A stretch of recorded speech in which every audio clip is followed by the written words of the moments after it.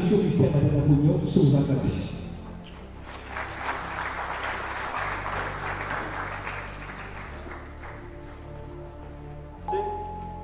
vous dire que vous tous, dans la salle, vous êtes des leaders.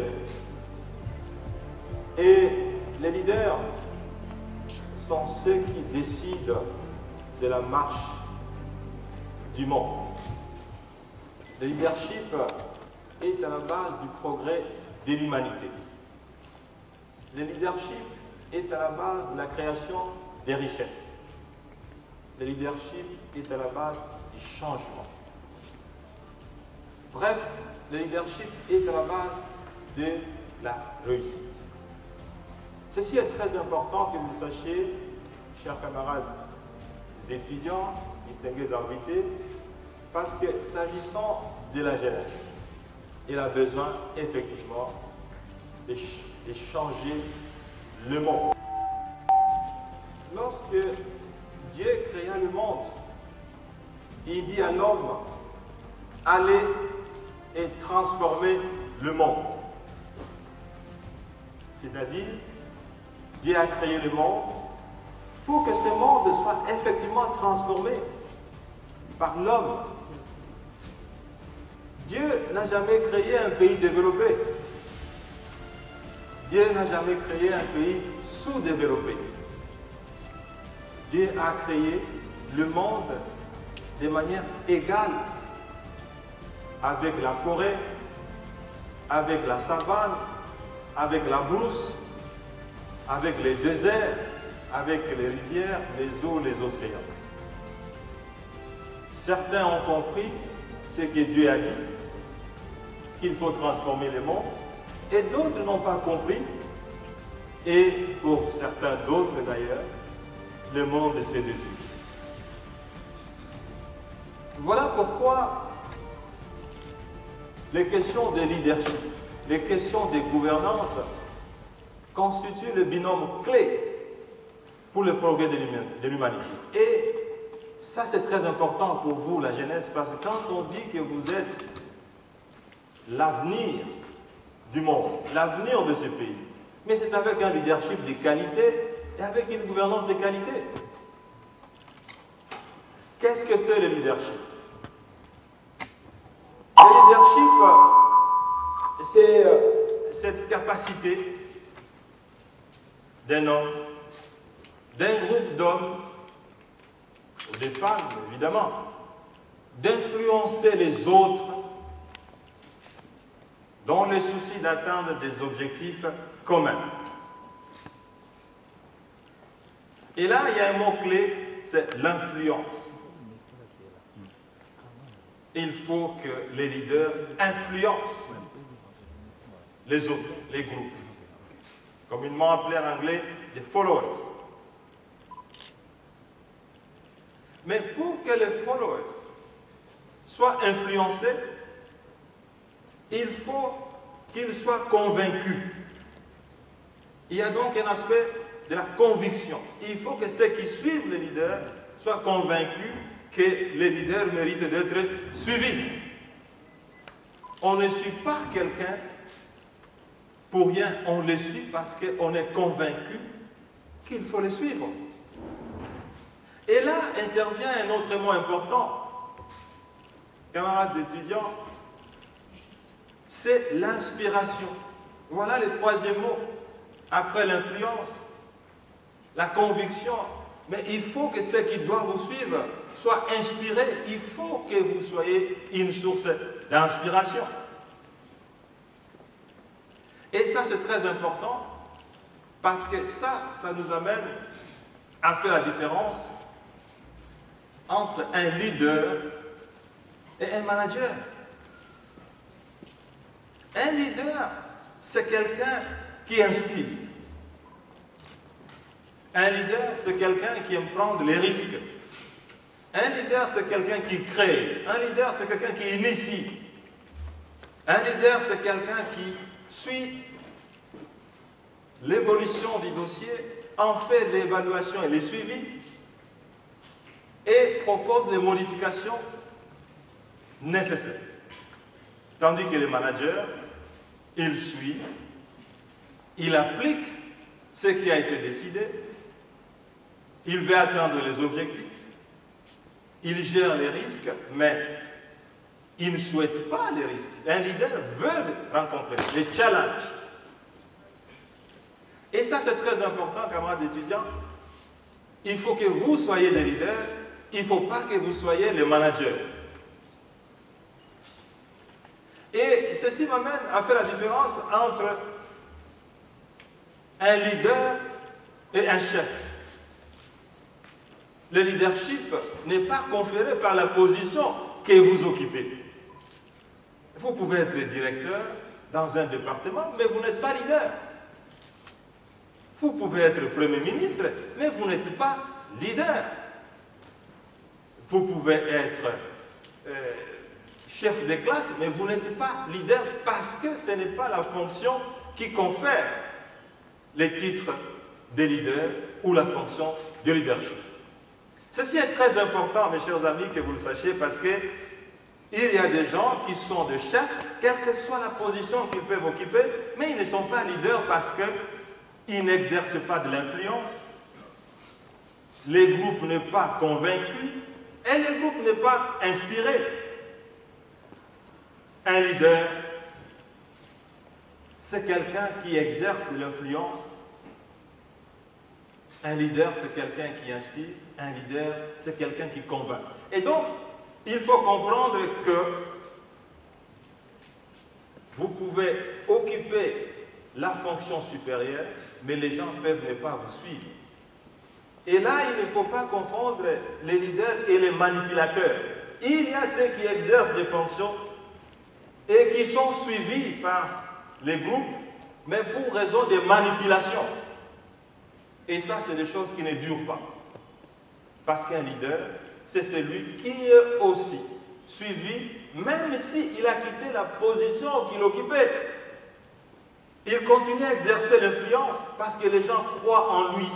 Un manipulateur, c'est quelqu'un qui ne résiste pas à l'usure du temps une fois que la fonction a disparu. Et ça, c'est très important que vous le sachiez. Mais alors, quel est le processus de leadership? Camarades étudiants, distingués invités, mesdames et messieurs, le leadership commence par la vision. Un leader doit avoir une vision. La vision, c'est quoi? C'est les rêves. Un leader, c'est quelqu'un qui rêve et généralement, il est en déconnexion avec le temps présent parce qu'il se projette. Qu'est-ce que c'est la vision? C'est cette capacité qu'on peut avoir de se projeter au-delà du présent. Et généralement, ça va au-delà de 5 ans. On rêve.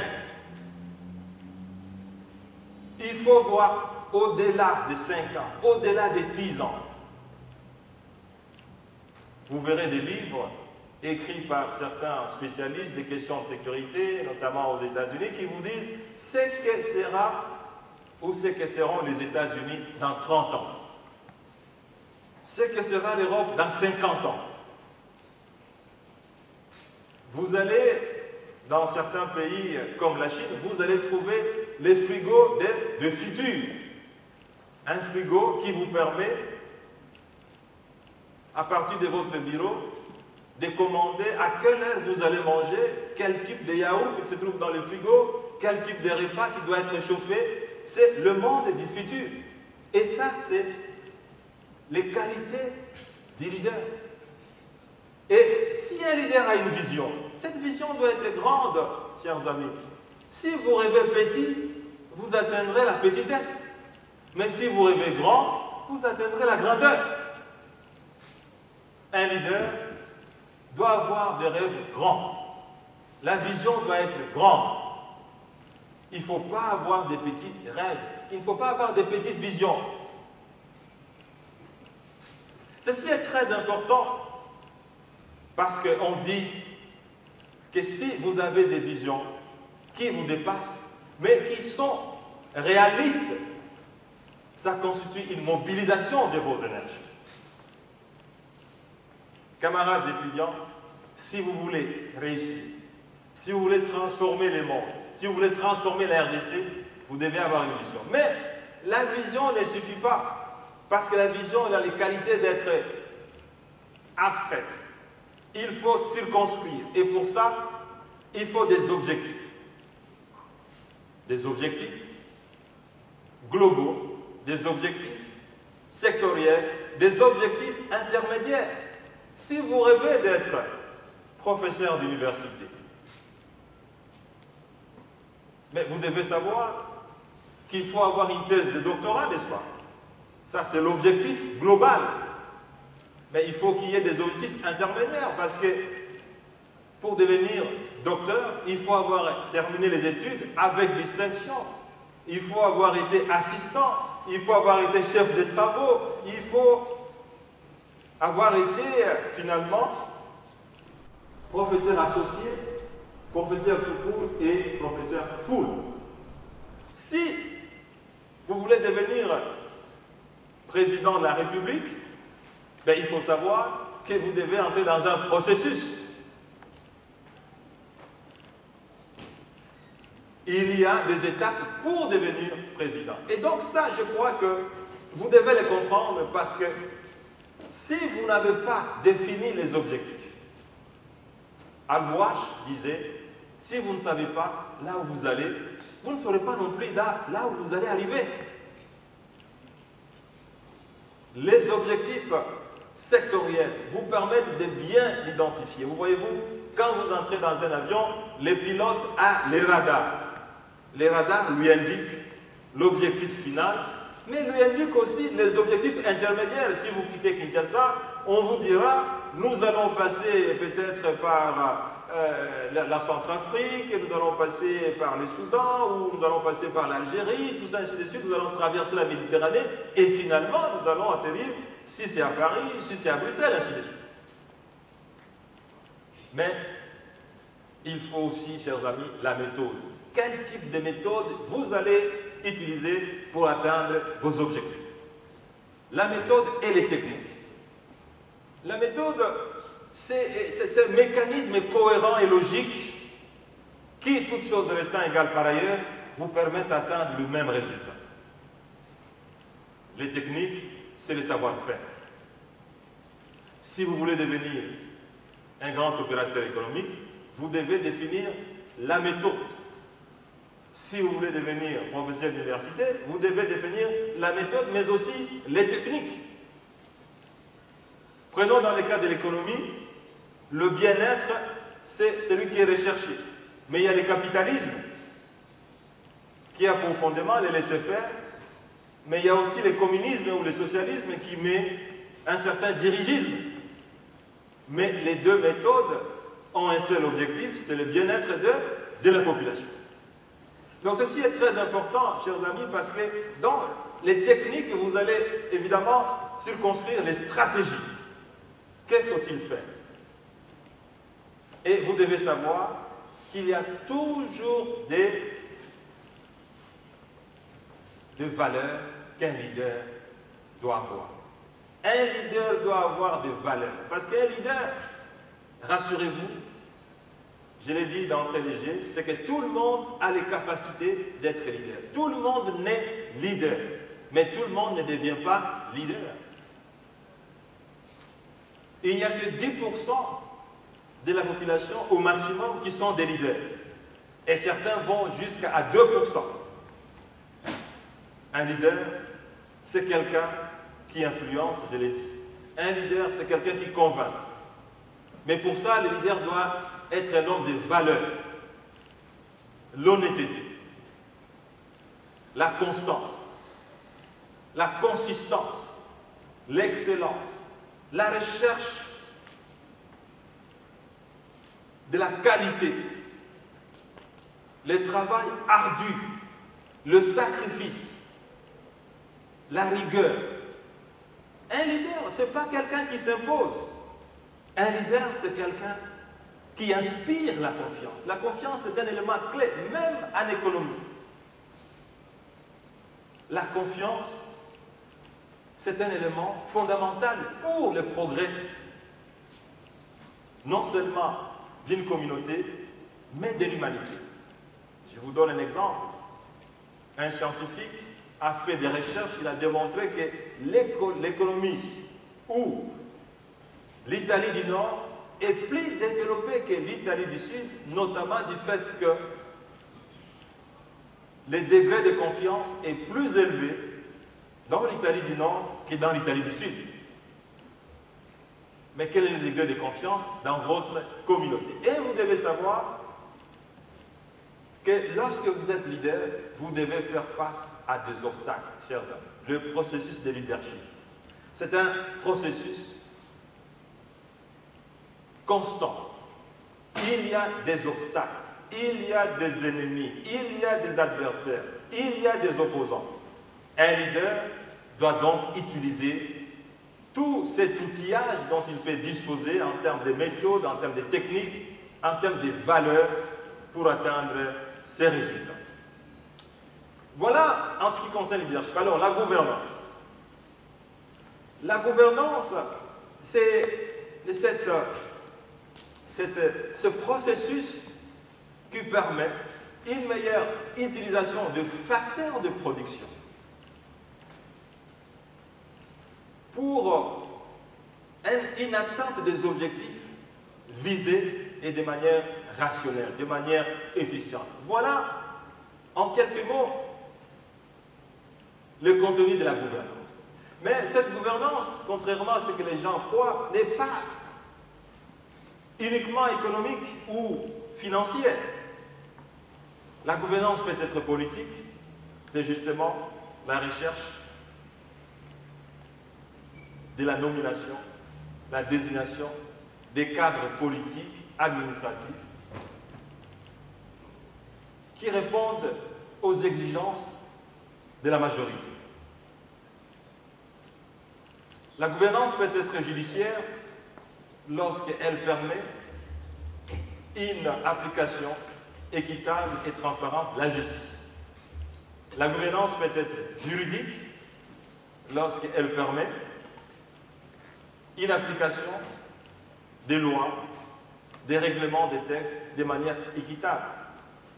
La gouvernance peut être sociale lorsqu'elle permet la protection des plus démunis et permet de réduire le fossé qui peut exister entre la classe la plus riche et la classe la moins aisée. Voilà un ensemble de gouvernance qui, globalement, constitue la clé de la réussite, la clé de la sécurité, parce que nous parlons de l'insécurité, parce qu'en réalité, l'insécurité devait être l'antipode d'une gouvernance de qualité et d'un leadership de qualité. Si vous avez un leadership de qualité, si vous avez une gouvernance de qualité, et cela peut vous garantir une sécurité. Alors, abordons la question de la sécurité, ou l'antipode de l'insécurité. Quand est-ce qu'on parle de l'insécurité? C'est lorsque nous n'avons pas la paix, nous n'avons pas l'ordre, il y a des éléments perturbateurs qui font que les gens ne vivent pas dans la quiétude nécessaire. Et ceci est très important, chers amis, parce que il ne peut pas y avoir de progrès sans la sécurité. Il ne peut pas y avoir de progrès dans l'insécurité, dans l'incertitude.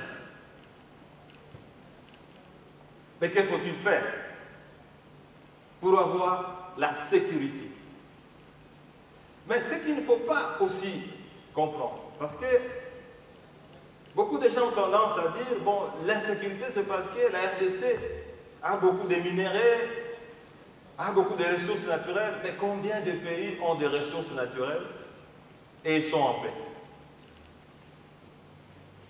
C'est des questions qu'il faut se poser. Vous êtes des intellectuels, vous êtes très jeunes, il ne faut pas vous laisser absorber par toute une litanie d'explications parfois qui ne résistent pas à l'usure d'une analyse objective.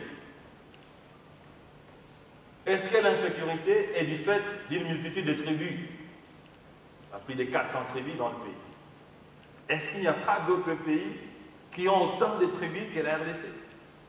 Est-ce que la multitude des tribus constitue un facteur déterminant de l'insécurité dans le pays?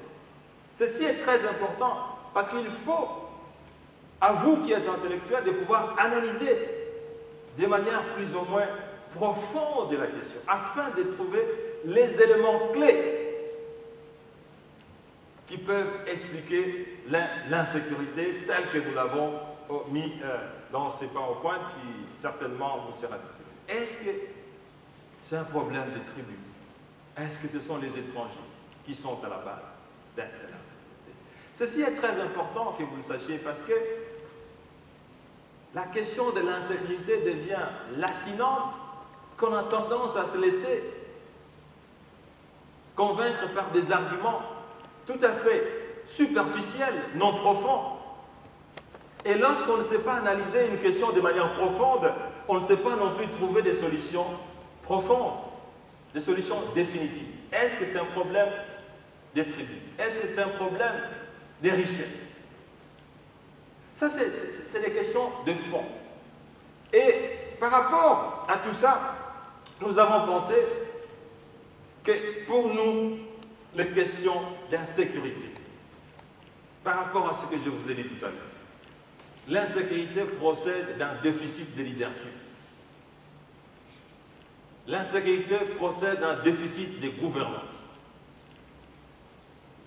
Il faut absolument, camarades étudiants,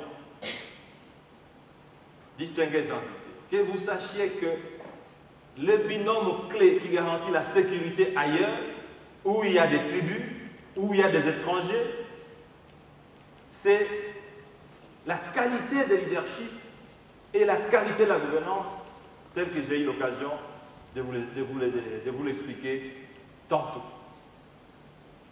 Et pour ça, nous avons pensé, parce qu'il s'agit d'un forum où il faut faire des propositions, nous pensons qu'il faut absolument que votre forum comprenne s'il faut une paix durable dans ce pays, qui il y a quelques années avait l'armée la plus forte de l'Afrique centrale. Il faut la restauration d'un leadership de qualité, conformément aux variables dont je vous ai parlé tout à l'heure. Il faudra une gouvernance de qualité. La définition d'une politique de la défense appropriée. Lorsque certains pays qui sont forts, et vous les connaissez, inutile de les citer, se permettent de réaliser des attaques dans d'autres pays, de tuer les citoyens d'autres pays, sans être inquiétés dans leur propre pays. Vous pensez qu'ils n'ont pas de tribus? Vous pensez qu'ils n'ont pas d'étrangers dans leur pays? C'est tout simplement parce qu'ils ont un leadership de qualité, ils ont une gouvernance de qualité. Camarades étudiants, si vous êtes incapables de mettre de l'ordre dans votre pays, dans votre maison, si vous êtes incapable de bien protéger votre foyer, pourquoi devez-vous demander au chef de l'avenir de pouvoir faire déménager les voisins qui inquiètent votre foyer? Mais le chef de l'avenir vous dira, mais pourquoi vous ne protégez pas votre foyer comme les autres membres de l'avenir, les autres habitants de l'avenir? Pourquoi vous plaignez chaque jour parce que les autres de l'avenir ne se plaignent pas? Parce qu'ils savent s'organiser. Leadership de qualité, gouvernance de qualité. Et chers amis, rassurez-vous, ce n'est pas la MONUSCO qui viendra établir la sécurité dans ce pays. Ce n'est pas une force étrangère qui viendra établir la sécurité dans ce pays. Ce n'est pas les discours politiques enflammés qui viendront établir la sécurité dans ce pays. Encore moins. Ce n'est pas la diatribe politique de toute nature. Mais c'est la conscience, la prise de la conscience pour l'adoption d'un leadership de qualité, pour une gouvernance de qualité. Imaginez-vous que dans ce même pays, on avait une armée forte, mais il y avait le même nombre de tribus, il y avait le même nombre d'étrangers. Il faut éviter d'atterrir sur des solutions superficielles. Chaque fois qu'un problème ne veut pas, il faut réformer. Chaque fois qu'il y a quelque chose qui ne marche pas, il faut réformer. Mais pendant combien de siècles allez-vous réformer? Si vous n'avez pas de leadership de qualité, si vous n'avez pas une gouvernance de qualité, aucune réforme ne marchera. Voilà pourquoi nous voulons vous interpeller, camarades, vous qui êtes l'avenir de ce pays, que vous sachiez que la voie la plus sûre, la voie la plus cohérente, la voie la plus universelle, c'est les leaderships de qualité et une gouvernance de qualité. Il n'y a pas d'autre magie. En 1960, dans ce pays, un Congolais moyen avait un revenu annuel de 1066 $ américains. 60 ans après, au 30 juin 2020, le Congolais moyen a 430 $ de revenus. Il a perdu plus de la moitié de son revenu. Si nous continuons avec les mêmes analyses superficielles, avec les mêmes propositions superficielles, la conséquence c'est que 60 ans après, le Congolais moyen aura un revenu de 230 $ américains. Voilà, camarades étudiants, c'est dont j'avais à vous livrer en résumé. Si vous voulez résoudre le problème de l'insécurité à l'est du pays, ayez une vision. Visez grand. Parce que, réfléchissez un peu, autour de vous, combien de pays ont des groupes armés que vous avez? Ces pays n'ont pas de tribus, ces pays n'ont pas de frontières. Mais pourquoi dans ces pays, il n'y a pas d'insécurité comme chez vous? Ayez des objectifs précis, globaux, sectoriels, intermédiaires, qui vous permettent de circonscrire votre vision. Ayez des méthodes, des techniques, des stratégies, des plans qui vous permettent de mettre en œuvre ces stratégies, ces objectifs, cette vision. Ayez des valeurs, chers amis, camarades étudiants. Si aujourd'hui, vous êtes vert, demain, vous devenez rouge, après-demain, vous devenez orange, vous ne pouvez pas être leader. La bonne gouvernance ne se mue pas à la longueur des années politiques. La constance, la consistance, la gouvernance constitue un élément clé, l'usage rationnel. La gouvernance ne peut pas nous être imposée. Nous voulons aller en Europe, nous voulons aller aux États-Unis. Aujourd'hui, les Congolais commencent à aller prendre des vacances au Moyen-Orient, où il fait du 40 degrés. Ils quittent Goma, où il fait beau, où il y a tout, et ils vont prendre des vacances à Dubaï. Et un citoyen de Dubaï avait dit, les Africains veulent venir chez nous parce que chez eux, il y a un mauvais leadership, une mauvaise gouvernance, ils viennent chez nous parce que nous avons un leadership de qualité et une gouvernance de qualité. Entrez dans l'Internet, vous allez trouver cette réponse. Camarades étudiants, ne rêvez pas. Si vous voulez rêver, rêvez sur le leadership de qualité. Si vous voulez rêver, rêvez sur la gouvernance de qualité. Si vous voulez que la paix durable soit non seulement à l'Est, mais dans l'ensemble du pays, rêvez le leadership de qualité, rêvez la gouvernance de qualité. Je vous remercie.